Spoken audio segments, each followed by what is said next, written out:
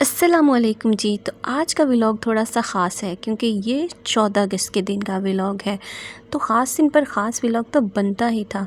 तो व्लॉग मैं एडिट नहीं कर पाई जिसकी वजह से थोड़ा सा लेट हो गया। तो जनाब सुबह सुबह हमने फ्रेश स्टार्ट किया है और ये देखें घर में एक छोटा सा गुलजार खिल गया है।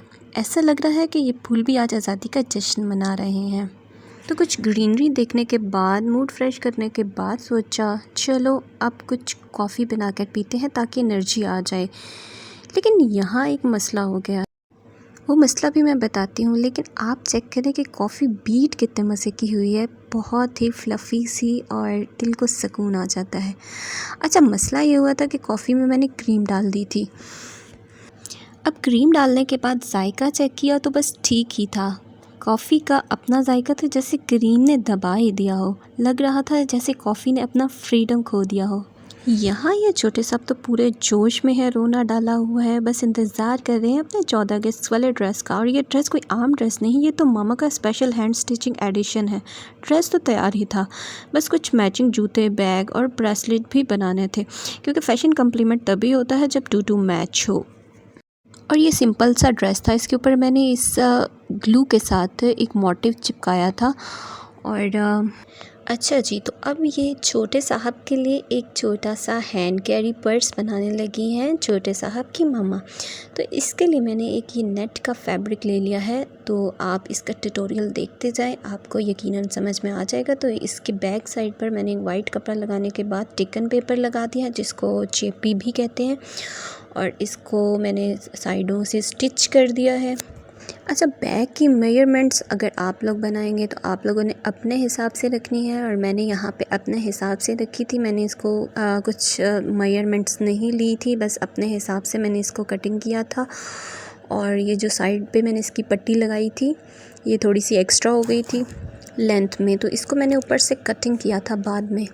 तो यहाँ से मैंने इसके मिड पॉइंट पे छोटे छोटे से कट लगा लिए थे, और कट लगाने के बाद मैंने कुछ इस तरह से स्टिच किया। अब दरमियान में से आपको इस तरह थोड़ा सा स्टिच कर लेना है, और बाकी छोटे छोटे आपने साइडों पर कट्स लगा लेने हैं। और उसके बाद फिर कुछ इस तरह से आपने इसको रख के और यहाँ पर आपने सीधी सिलाई लगा लेनी है। आप देखें ये लेंथ में थोड़ा सा एक्स्ट्रा हो रहा है, तो ये ऊपर से मैंने बाद में कट कर दिया था।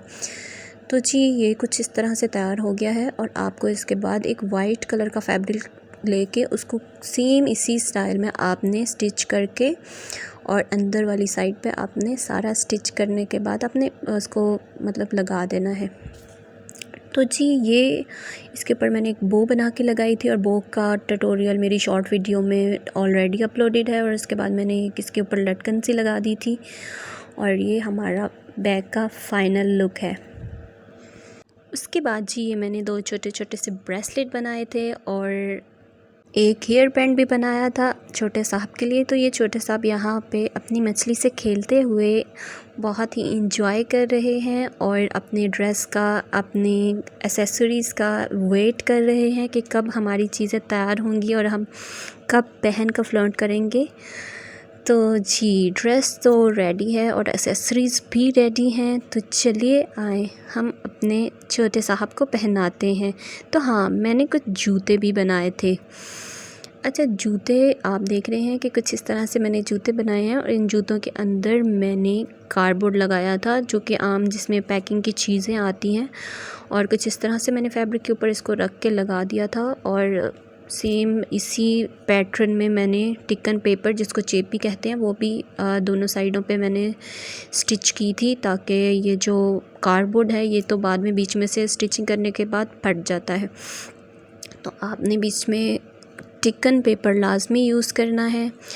और ये यहाँ पर मैंने स्टिच करने के बाद बीच में कुछ इस तरह से सुराख किए थे, ताकि इसकी जो जूते की स्ट्रिप्स हैं वो हम इसमें लगा सकें। तो ये स्ट्रिप्स जो हैं ये मैंने मास्क तो हम सबके घर पे होता है, तो मास्क की जो साइड की स्ट्रिप्स होती हैं वो मैंने कटिंग करके इसके शूज़ में लगाई हैं, क्योंकि ये थोड़ी सी इनमें लचक होती है, तो इसलिए मुझे लगा कि ये बेस्ट होंगी और बेबी को ये चुभेंगी भी नहीं। तो जी इस तरह से कुछ मैंने इनको अटैच कर दिया था, और इसके जो ये एक्स्ट्रा धागे हैं वो भी मैंने कटिंग कर दिए थे। तो ये हाफ़ जूता कंप्लीट हो चुका है, और इसी पैटर्न में हमने ये एक और भी इसके ऊपर मैंने चेपी लगा स्टिच कर दिया था। तो यहाँ पर जी छोटे साहब कपड़े पहन कर तैयार हैं और सबको दिखाने के बाद हम छोटे बेबी का फ़ोटो शूट करते हुए, तो काफ़ी देर पहनने के बाद फ्लॉन्ट करने के बाद अब जब फ़ोटो शूट करने लगे थे तो ये थोड़ा सा इरिटेट हो रही थी। तो यहाँ जी आप देख सकते हैं कि मेरा छोटा सा बच्चा कितना माशाल्लाह से खूबसूरत लग रहा है। तो आखिर में ये फ़ैशन शो ख़त्म हुआ और हमारे छोटे स्टार ने कहा जी बस अब हम सो लेते हैं। उम्मीद है आपको हमारा छोटा सा व्लॉग पसंद आया होगा, तो सब्सक्राइब कर दें और लाइक और शेयर करना मत भूलिएगा। Thanks for watching. अल्लाह हाफ़िज़।